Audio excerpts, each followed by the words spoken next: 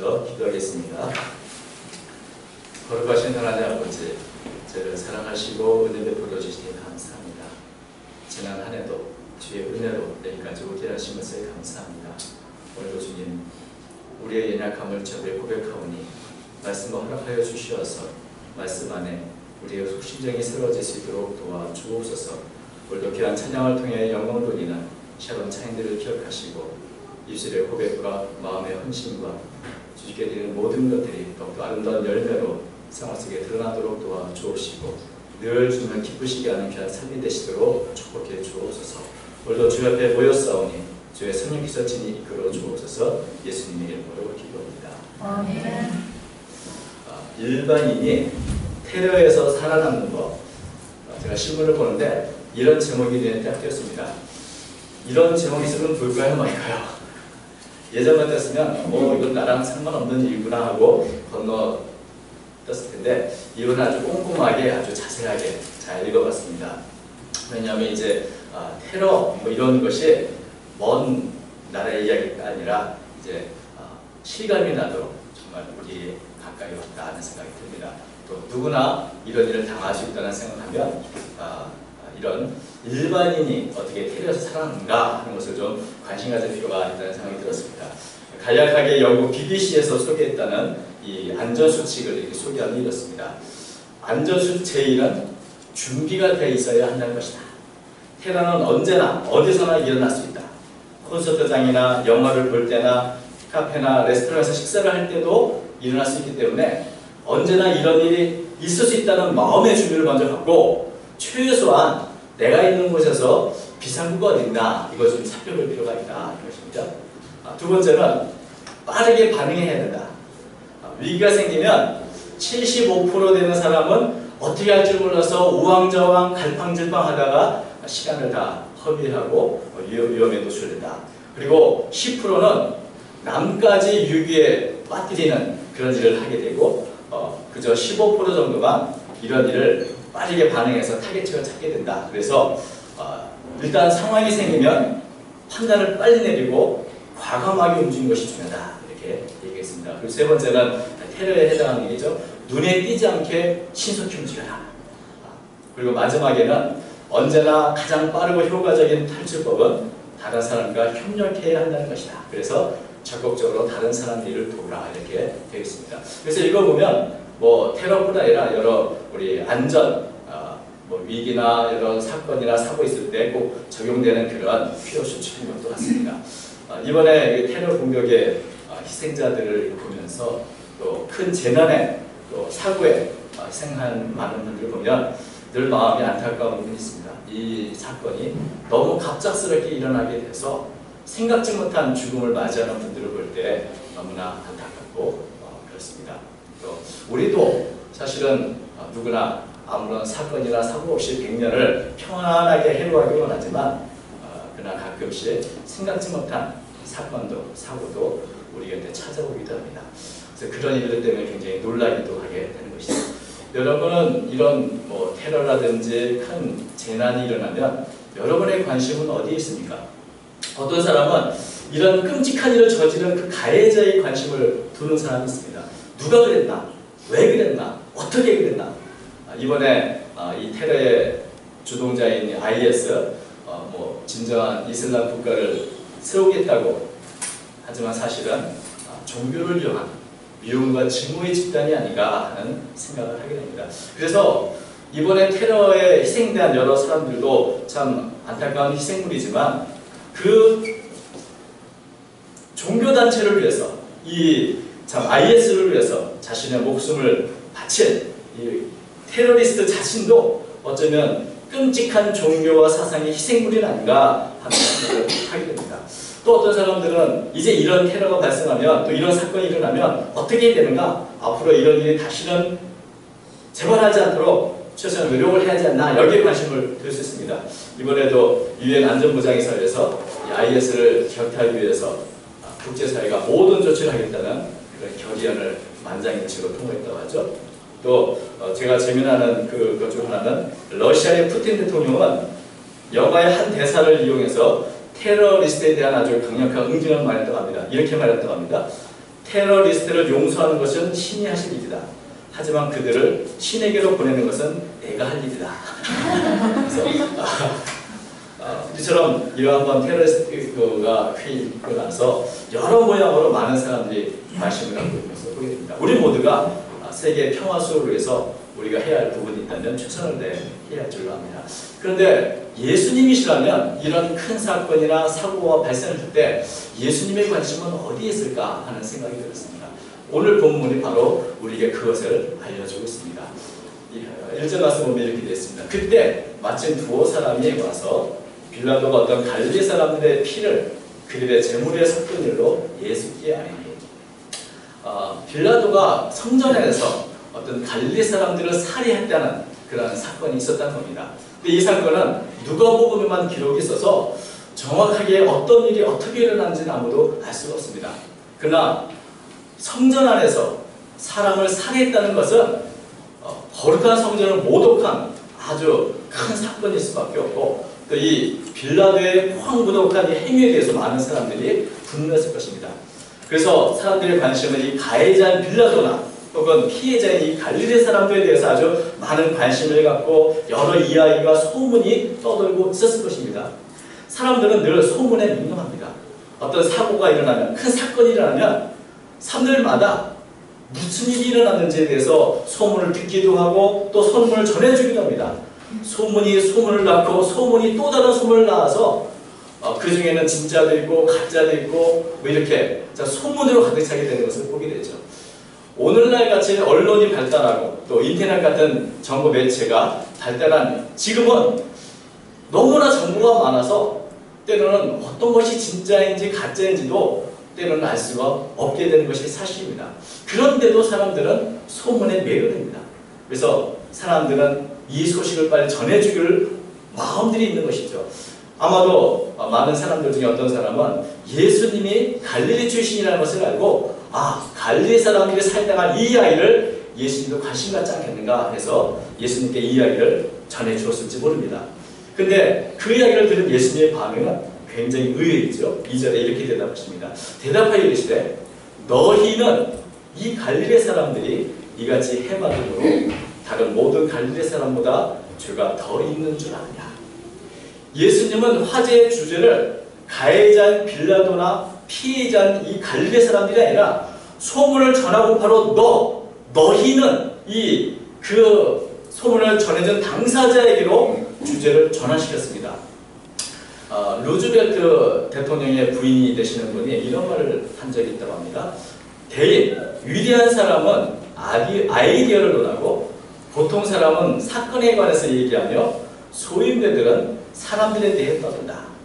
소문을 전해주고 이 사람이 이랬습니다. 저 사람이 저랬습니다. 이것을 전해주게 좋아하는 사람들은 대체로 다른 사람의 불행에 대해서 그 이야기를 하는 것을 기뻐하는 그런 사람들이라는 겁니다.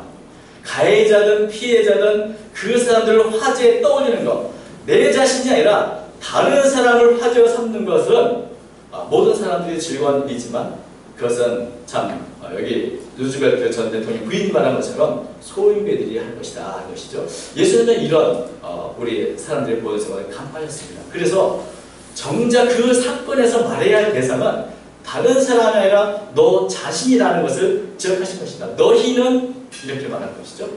예수님은 빌라도니 갈릴리 사람들이 이런 다른 사람 말하지 말고 너 자신을 말하라고 말하는 겁니다. 다른 사람의 죄를 말하지 말고 너 자신의 죄를 말해라. 다른 사람의 삶이 아니라 하나님 앞에서 너 자신의 삶을 말하는 겁니다. 이것이 예수님의 말씀의 핵심입니다. 왜냐하면 모든 사건과 사고는 그 안에 하나님의 주시는 메시지가 담겨 있습니다. 그 메시지를 너는 듣고 있느냐? 예수님은 이것을 묻고 계십니다. 이런 사건을 통해서 그저 그들의 문제, 저 사람들을 비판하는 데 앞장서는 아니라 그것이 너에게 주는 의미가 무엇인지, 너에게 지금 주는 뜻이 무엇인지를 살피는 말씀이십니다. 고린도전서 14장 10절에 보면 세상에 소리의 종류가 많지만 뜻없는 소리는 하나도 없다 이렇게 말씀하고 있습니다. 모든 소리에 뜻이 있습니다. 그런데 그 뜻과 의미를 우리가 잘 알지 못하고 깨닫지 못하는 데 있는 것이죠. 만약 우리가 들을 수 있는 귀가 있다면 그 소리의 뜻을, 그 의미를 알 수 있게 될 것입니다. 이제 자동차를 시동하면 이제 엔진이 켜지면서 엔진 소리가 들립니다. 그 엔진 소리에도 다 뜻이 있습니다. 아까도 우리 이 목사님 말씀한 것처럼 자동차도 소리와 냄새에 민감하면 큰 문제는 미연에 방지할 수 있다고 합니다. 왜냐하면 이 전문가들은 시동만 틀어서 엔진 소리만 듣고도 고장이 났는지 안 났는지를 알 수 있고 때로는 어디가 고장이 났는지도 알 수 있다는 것이죠. 들을 귀가 있으면 그런 것입니다. 근데 저 같은 사람은 엔진에서 별별 이상한 소리가 나도 괜찮아 하고 계속 가다가 결국은 이번 주에도 크게 수리를 했습니다. 우리가 들을 귀가 있다는 것이 참 복입니다. 세상에 뜻없는 소리가 없듯이 이 세상에 의미 없는 사건과 의미 없는 사고는 없습니다. 모든 사건에는 메시지를 담고 있습니다. 그것을 우리가 볼 수 있는가? 그것을 우리가 들을 수 있는가? 그 사건을 통해서 하나님이 내게 주시는 말씀은 무엇인가? 우선 그 메시지를 들어야 한다는 것입니다. 예수님은 그 갈릴리 사람들의 살해당한 사건이 주는 메시지, 그것은 이거라고 말씀하십니다. 3절, 너에게 이르노니 아니라 너희도 만일 회개하지 아니하면 다 이와 같이 망하리라. 큰 재난과 사고가 주는 메시지는 이것입니다. 우리가 지금 괜찮은가? 어떤 상태에 있는지 한번 너 자신을 돌아보고 점검하라는 것입니다. 내가 올바르고 잘 살고 있는지, 지금 어그러지고 삐뚤어져 있는 것은 없는지, 하나님과의 관계나 사람들과의 관계는 어떠한지, 이 모든 것이 바르게 되어 있는 것을 한번 죄 점검하라고 하는 그런 뜻이 담겨 있다는 것입니다. 회개는 회복을 위한 첫걸음입니다. 우리가 잘못되었음을 깨달았을 때 다시 원상복귀할 수 있는 첫걸음이 회개의 결단인 것입니다. 우리는 언제나 우리의 삶이 이렇게 계속될 것이다 이렇게 기대하지만 때로는 이렇게 갑작스러운 사건이나 사고를 맞이하게 됩니다. 그 큰 사건이 우리에게 주는 메시지는 우리에게도 그런 사건이 일어날 수 있음을 깨달는 것입니다. 이렇게 그런 사건을 통해서 우리가 이 세상을 떠날 때 우리가 갑작스럽게 생각지 못하게 하나님을 만날 수 있다는 사실을 기억하는 것입니다. 우리는 하나님 앞에 선다는 것이 그저 아주 먼 미래에 언젠가는 일어난 일이라고 막연하게 생각하고 있습니다. 그러나 사실은 어떤 면에서 이렇게 갑작스러운 사건과 사고로 갑자기 내가 생각했던 그 일이 갑자기 눈앞에 닥칠 수도 있다는 것입니다. 그때 가장 중요한 것이 무엇이겠습니까? 내가 하나님과 올바른 관계를 가졌는가? 내가 내 인생을 올바르게 바르게 살았는가? 이것이 중요한 것입니다. 그래서 예수님은 회개가 중요하다, 회개가 중요하다는 강조를 우리에게 하고 계신 것입니다. 회개는 하나님과 우리의 관계를 바르게 갖는 첫걸음입니다. 회개하지 않으면 망한다. 예수님이 주시는 메시지가 바로 이것이라는 것이죠. 그리고 이 회개가 얼마나 중요한지 예수님은 거듭거듭 강조해서 말씀해 줍니다. 또 실로암에서 망대가 무너져 치어 죽은 18사람이 예루살렘에 거한 다른 모든 사람보다 죄가 더 있는 줄 아냐. 너에게 이르노니 아니라 너희도 만일 회개하지 아니하면 다 이와 같이 망하리라. 갈릴리 사람들이 살해된 사건과 망대가 무너져 죽은 이 사건은 서로 다른 사건입니다. 하나는 살해당한 사건이고 하나는 대형 사고인 재난입니다.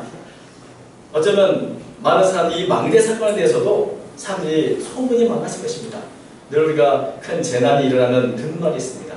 이 사건은 인간의 힘으로 막을 수 없는 불가결적인 천재가 아니라 충분히 막을 수 있던 인재였으며 이 사건은 관리 소홀히 빚은 인재고 안전 불감증으로 충분히 이미 예견된 비극이었다. 뭐 이런 이야기를 우리 늘 듣죠.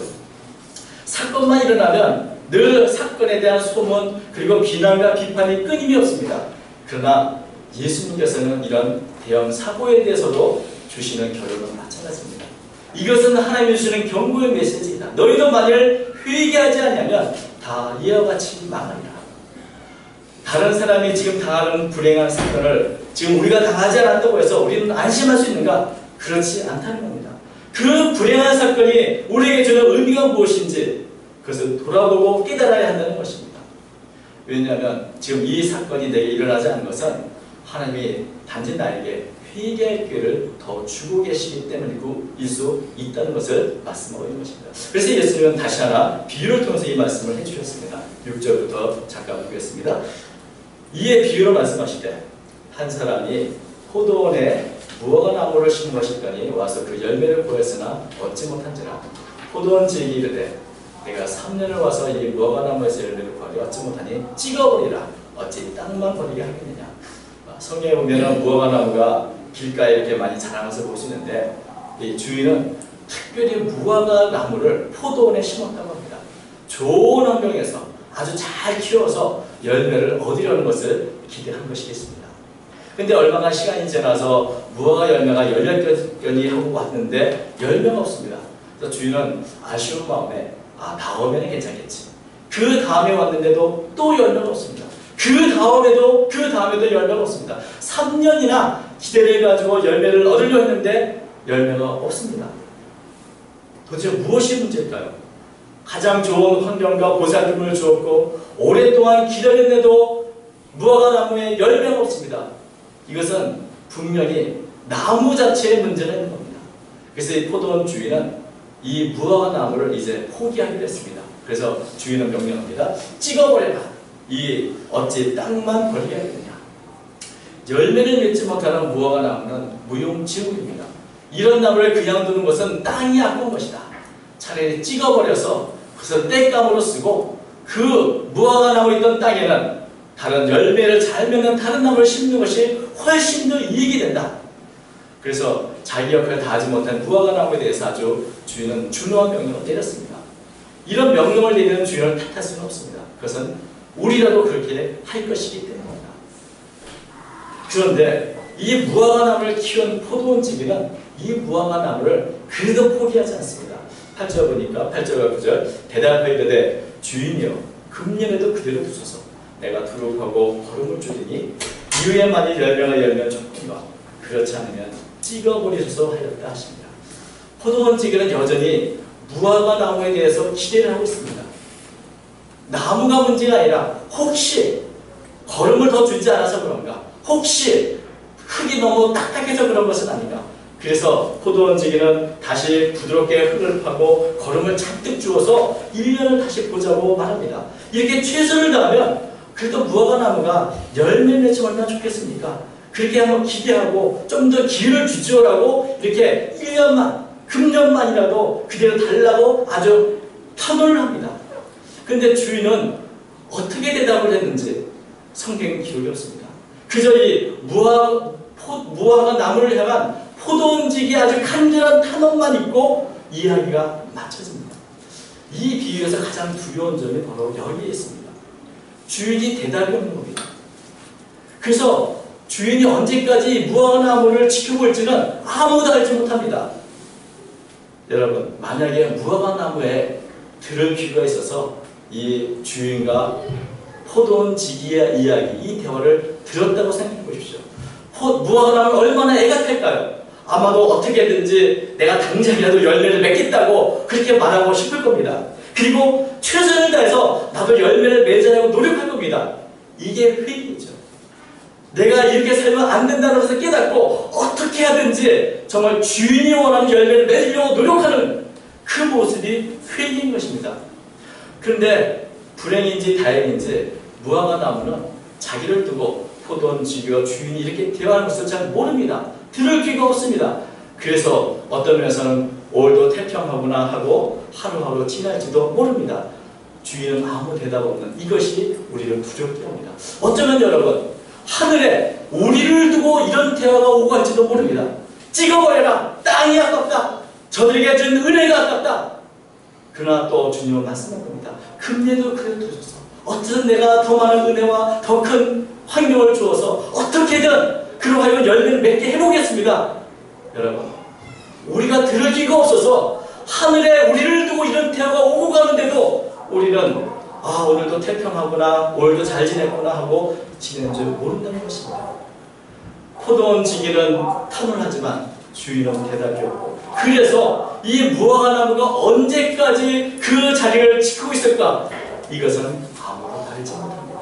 하루하루, 어쩌면 1년, 어쩌면 2년, 그것은 주인의 결단에 달려있는 것입니다. 어쩌면 오늘 우리에게도 이렇게 하루하루의 삶이, 1년 1년의 삶이 하나님께서 주시는 이런 자비 속에서 기회를 주고 또 기회를 주고 있는 줄을 모릅니다.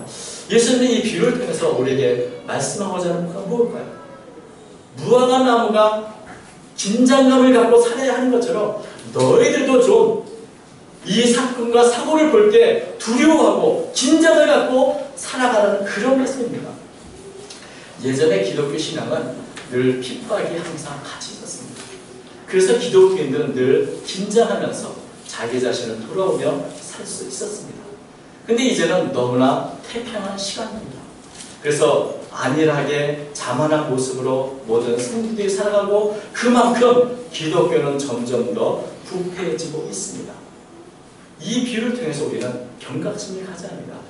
내게 주신 사건과 사고가 어쩌면 우리에게 주신 메시지일 수 있다는 것을 알고 하나님이 이 사건을 통해서 우리에게 주신 메시지가 무엇인가 우리는 우리 자신을 돌아봐야 하는 것입니다. 여러분, 찍어버려라. 어찌 땅만 버리야 하겠느냐. 이런 하나님의 추름 같은 심판의 명령이 있는데 우리는 어떻게 살려고 합니까? 하나님이 주신 은혜와 은사 그 모든 시간들이 하나님이 내게 주신 너무나 귀한 은혜이지만 이것을 우리가 헛되이 사용한다면 우리는 준엄한 하나님의 심판을 면할 수 없을 것입니다. 그때 여전히 예수님께서는 금년에도 그래도 줬어.